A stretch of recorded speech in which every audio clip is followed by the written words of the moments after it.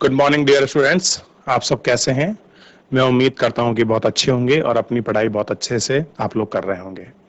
और जैसा कि बच्चों आपको पता है कि हमारा 12th क्लास है और इकोनॉमिक्स जो हमारा विषय है वो आपका प्रारंभ हो रखा है और इसमें हम लोग आपका इकोनॉमिक्स आपका देख रहे हैं और उसी के अंतर्गत हमारा चैप्टर है आपका बाजार संतुलन।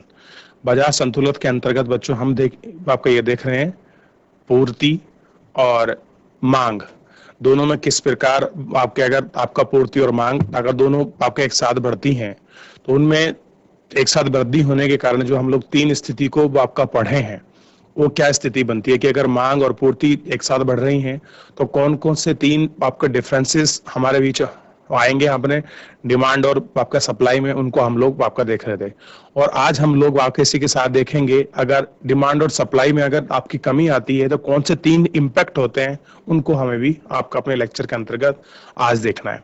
क्लियर है बच्चों? ठीक है, थोड़ा सा कठिन आपको जरूर लग सकता है क्योंकि पिछला जो आपका लेक्चर हुआ है उसमें कुछ हमने ग्राफ बनाए हैं जो बच्चों बहुत जरूरी हैं और आपको याद भी रखने हैं। इसी प्रकार के ग्राफ आपसे एक आध जो आपका ग्राफ है आपकी परीक्षा के लिए बहुत इंपॉर्टेंट है, तो आप इस तरह के ग्राफ को जरूर याद रखिए, आप उनको तैयार करते चलिए ताकि कोई भी चीज जो है आपकी इसके बीच में वो आपकी छूटे ना। क्लियर है बच्चों? तो आज हम चलते हैं आपका डिजिटल बोर्ड की तरफ। देखिए बच्चों, कल जो हम लोग आपका लिख रहे थे मांग और पूर्ति दोनों एक साथ वृद्धि, अगर मांग और पूर्ति में दोनों में एक साथ वृद्धि होती है तो उस वृद्धि वाली स्थिति में क्या होता है ये हम लोग आपको देख रहे थे। पहली स्थिति का हमने देखा कि इसमें ऐसे तीन स्थिति ही जो है आपकी बन पड़ती है। पहला, जब मांग में वृद्धि पूर्ति की वृद्धि के बराबर हो, इस स्थिति में संतुलन मात्रा में वृद्धि होती है परंतु संतुलित कीमत क्या रहती है आपकी? समान रहती है। ये देखा। फिर हम लोगों ने देखा जब मांग में पूर्ति में वृद्धि से कम हो, यानी कि जब जो आपकी डिमांड है और डिमांड आपकी वृद्धि पूर्ति में वृद्धि से कम हो तो इस स्थिति में संतुलन मात्रा में वृद्धि होती है परंतु संतुलन आपकी कीमत क्या होती है? कम होती है। तीसरा पॉइंट है इसमें कि जब मांग में वृद्धि पूर्ति में वृद्धि अधिक हो, इस स्थिति में संतुलन मात्रा में वृद्धि होती है तथा संतुलन कीमत भी आपकी बढ़ जाती है। ये सारी चीजें हम लोग अपने लेक्चर के अंतर्गत इनको देख चुके थे बहुत अच्छे से। थोड़ा सा हमें क्या करना है, आगे बढ़ना है। और आगे की दिशा क्या है? आगे की दिशा है ये कि आपको मांग एवं पूर्ति दोनों में एक साथ कमी कैसी है? एक साथ कमी, ये हमको देखना है। क्लियर है? आइए इसको हम लोग देखते हैं कि कैसे आपकी कमी होती है, इसको समझिए। और इसमें भी जो है बच्चों आपका इसमें भी आपकी तीन स्थिति बनेगी और जो पहली स्थिति है हम उस पहली स्थिति को वो आपका पढ़ते हैं कि कैसे आपकी जो पहली स्थिति है वो उत्पन्न होती है और क्या है पहली स्थिति। देखिए, जब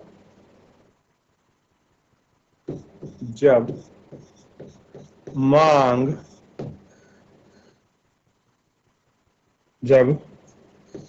में कमी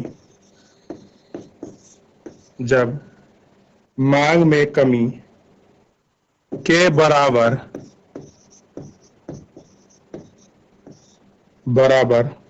हो, इस स्थिति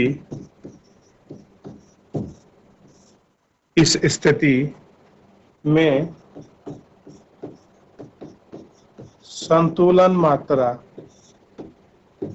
संतुलन मात्रा में वृद्धि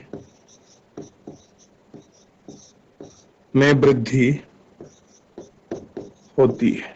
क्या होती है? में वृद्धि होती है परंतु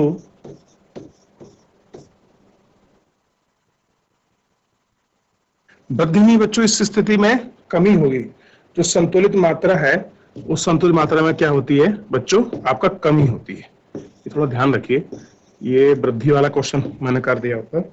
इसमें क्या होती है कि जब संतुलित मात्रा में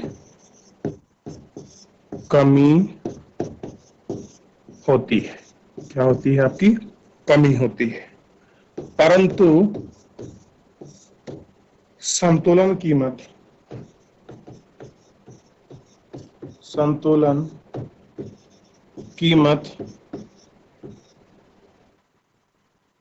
समान रहती है।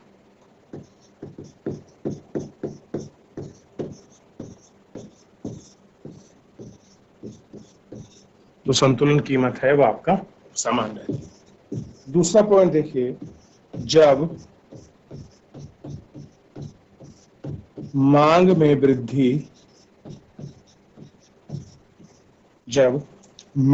वृद्धि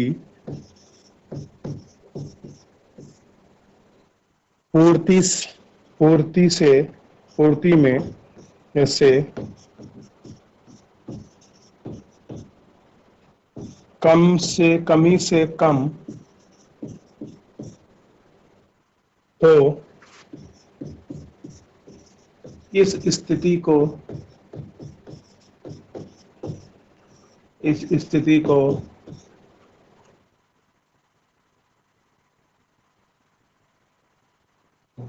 संतुलन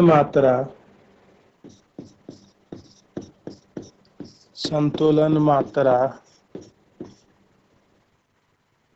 में कमी होती है। क्या होती है? संतुलन मात्रा में कमी होती है,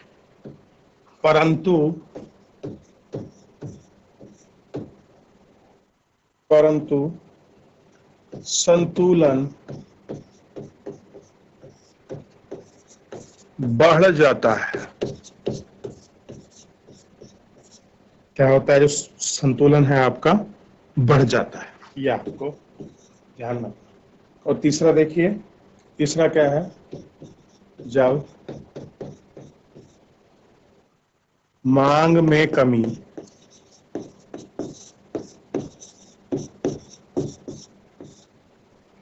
पूर्ति में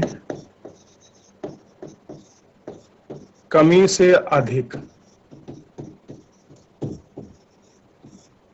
अधिक हो, इस स्थिति में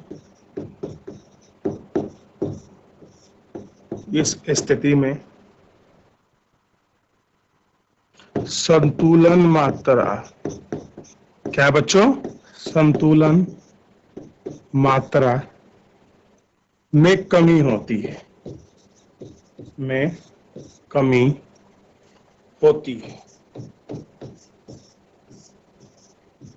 क्या होती है? कमी होती है।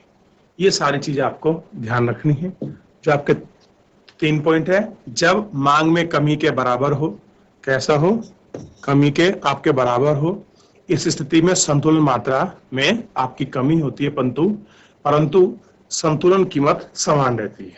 और फिर आपका दूसरा पॉइंट था, जब मांग में वृद्धि पूर्ति से कमी से कम हो, इस स्थिति में संतुलन की मात्रा कम होती है, परंतु संतुलन क्या है आपका, बढ़ जाता है। और तीसरा पॉइंट था, जब मांग में कमी पूर्ति में कमी से अधिक हो, तो इस स्थिति में संतुलन मात्रा में कमी हो जाती है।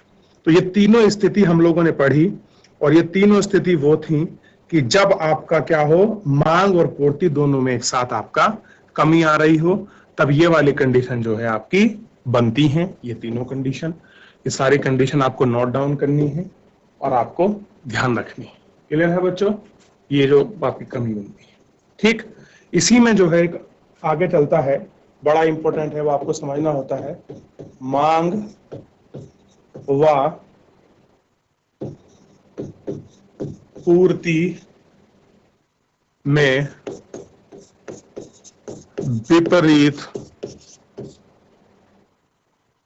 दिशा में परिवर्तन, उसमें क्या है, परिवर्तन, ये हमको थोड़ा सा देखना है, ठीक। इसमें परिवर्तन।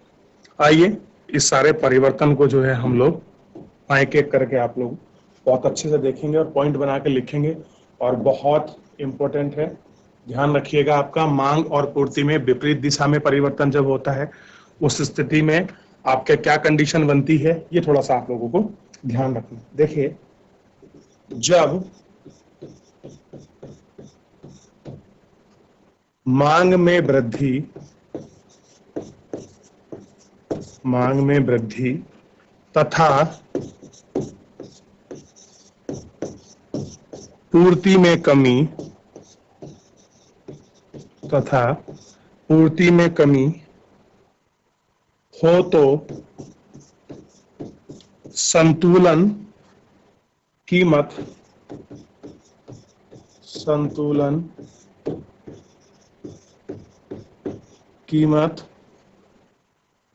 में बहुत ज्यादा वृद्धि होगी।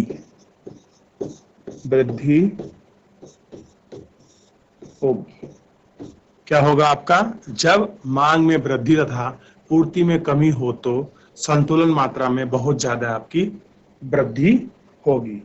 अब जैसे कौन सी कंडीशन बनेगी, थोड़ी कंडीशन को ध्यान रखना है। जब क्या होगा, मान लीजिए जब आपका क्या हुआ, मांग में वृद्धि हुई, कैसा हो गया आपका, मांग में आपकी वृद्धि हुई, तो उस समय क्या होगा, देखिए ऑब्वियस बात है कि आपकी जो होगी पूर्ति में क्या है, आपकी कमी जो है, पूर्ति में कमी, या कहेंगे कि कम हो सकती है। ध्यान रखना, कमी हो सकती है या आपका कम हो सकती है। दूसरा है, देखिए जब क्या हो कि जब मांग में वृद्धि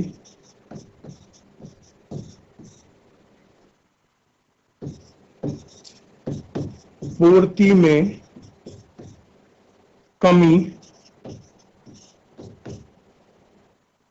तथा सामान भी रह सकती है।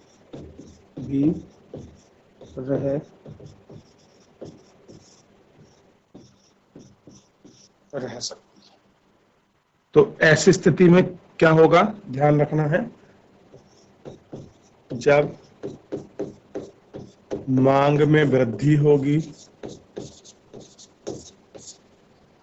बराबर होगा आपका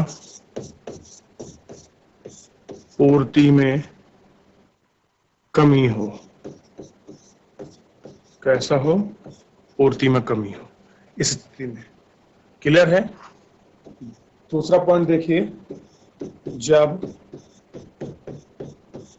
मांग में कमी, ध्यान दीजिए बच्चों पूरे अच्छी तरह से, मांग में कमी तथा पूर्ति में वृद्धि हो तो संतुलन कीमत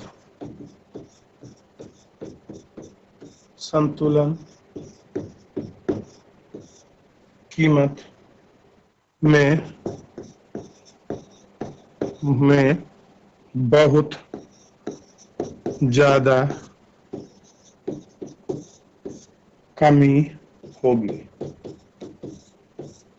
कमी होगी, जबकि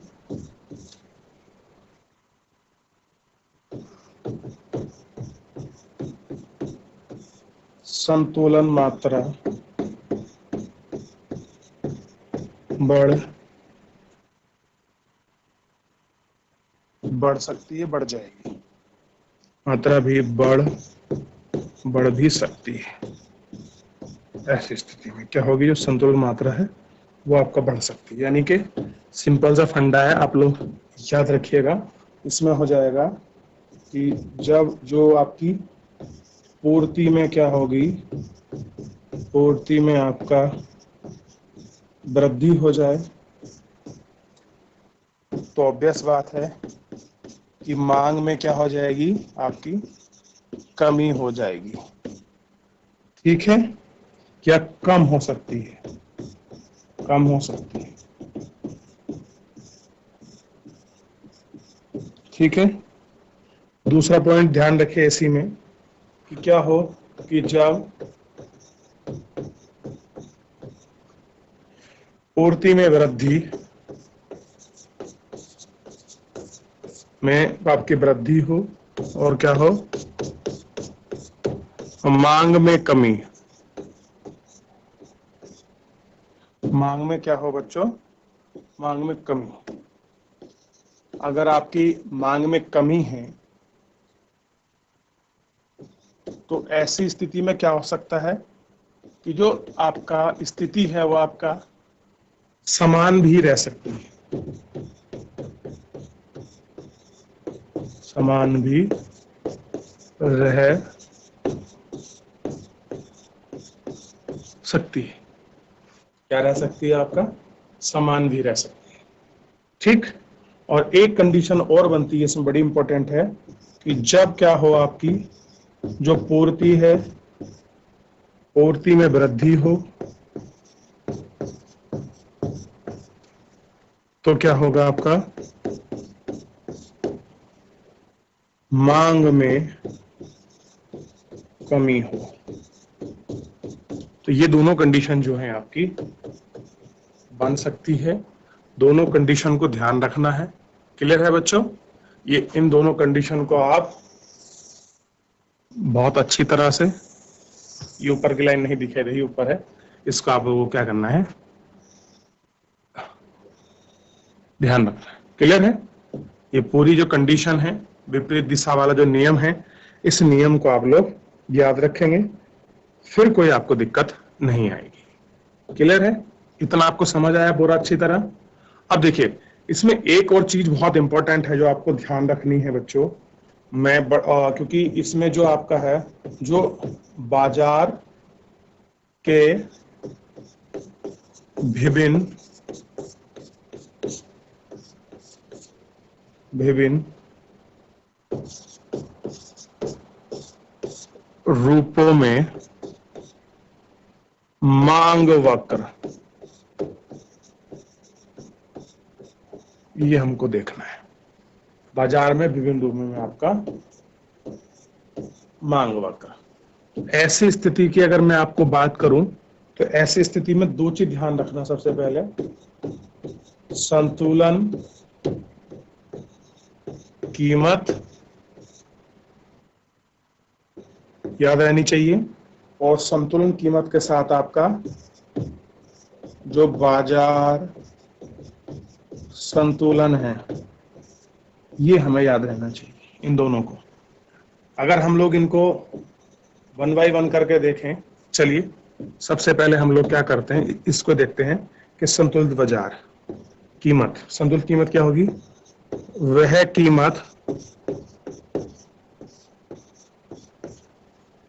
कीमत है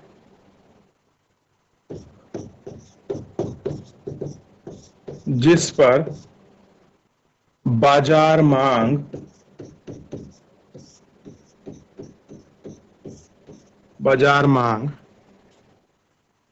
तथा बाजार पूर्ति बराबर हो, तथा बाजार मांग तथा बाजार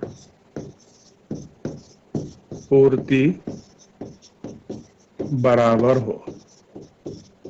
कैसी हो, बाजार पूर्ति बराबर।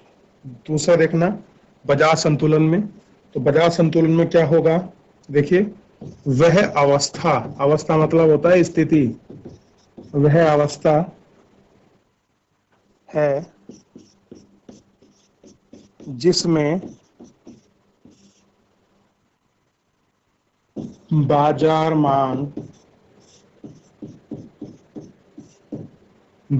मांग तथा बाजार पूर्ति तथा बाजार पूर्ति बराबर होते हैं, बराबर होती है। कैसी होती है, बराबर होती है। तो हम इसे एक चीज और कह सकते हैं कि जो आपका बाजार है, ध्यान दीजिए, यानी कि बाजार में अतिरिक्त अतिरिक्त मांग तथा अतिरिक्त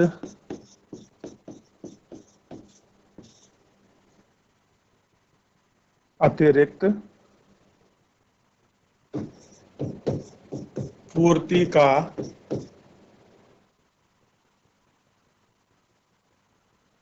या पूर्ति की स्थिति का अभाव, स्थिति का अभाव, ये स्थिति आप लोगों को ध्यान रखना है। इसको मैं सही से लिख देता हूं, पूर्ति, इतना आपको ध्यान रखना है। अगर आप ये ध्यान रखते हैं तो इसके अंतर्गत सबसे बड़ी इंपॉर्टेंट चीज है कि बाजार के विभिन्न स्वरूपों में मांग वक्र। तो अगर हम लोग मांग वक्र की बात कर रहे हैं तो स्पेशल मांग वक्र में आपको ध्यान रखने की आपको जरूरत है कि मांग वक्र में जो आपका संतुलन, जो आपकी कीमत होगी वो आपको पता लग गया। बाजार संतुलन क्या है, आप उसकी डेफिनेशन को लिख सकते हैं। जैसे अगर हम संतुलन कीमत की बात करें, वह कीमत है जिस पर बाजार मांग तथा बाजार पूर्ति बराबर हो। फिर हम आपका अगला देख रहे थे कि बाजार संतुलन वह अवस्था जिसमें बाजार मांग तथा बाजार पूर्ति बराबर होती है। बाजार में अतिरिक्त मांग, ध्यान रखिए, एडिशनल मांग तथा अतिरिक्त पूर्ति की स्थिति का अभाव हो। इस स्थिति में हम लोग क्या करते हैं कि जो आपका बाजार है उसमें जो डिफरेंट रूप हैं उसको हम लोग क्या करते हैं, आपका देखते हैं। और अगला बड़ा इंपॉर्टेंट है जिसको हम कल के लेक्चर में आपका लेंगे, बाजार संतुलन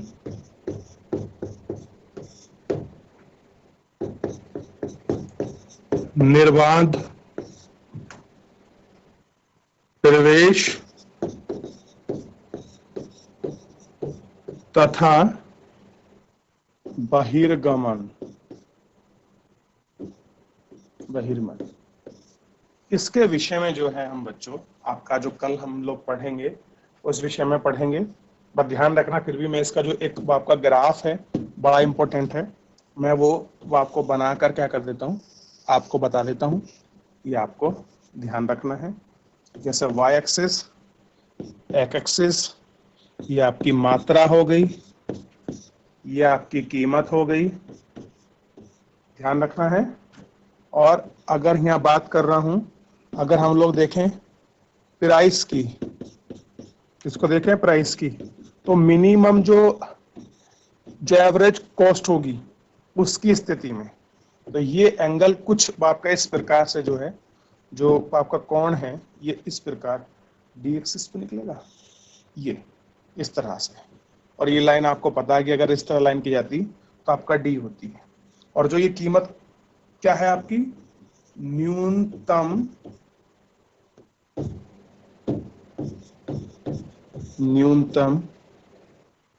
औसत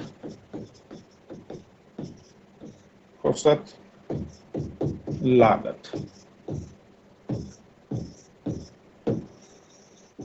ध्यान रखिए, इस पर हम लोग आपकी बात कर रहे थे, इसको हम लोग जान रहे थे।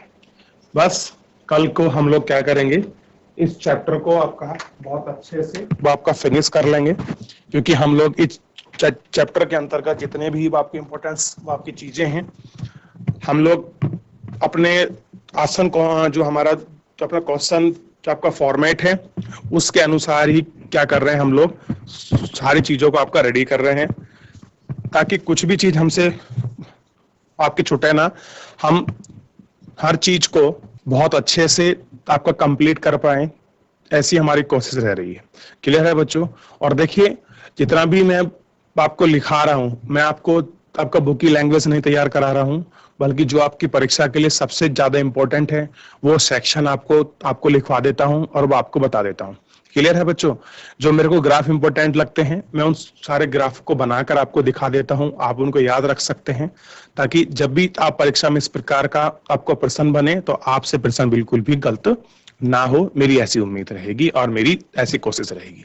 चलिए बच्चों, आपको कुछ नया सीखने का मौका मिला हो, मांग पूर्ति दोनों बराबर हैं, वृद्धि हो रही है, दोनों विपरीत स्थिति में हैं, बाजार में क्या कौन से आपके विभन स्वरूप के आपके वक्र हैं, उन सब स्थिति को हम लोग अपने लेक्चर के माध्यम से देख पाए।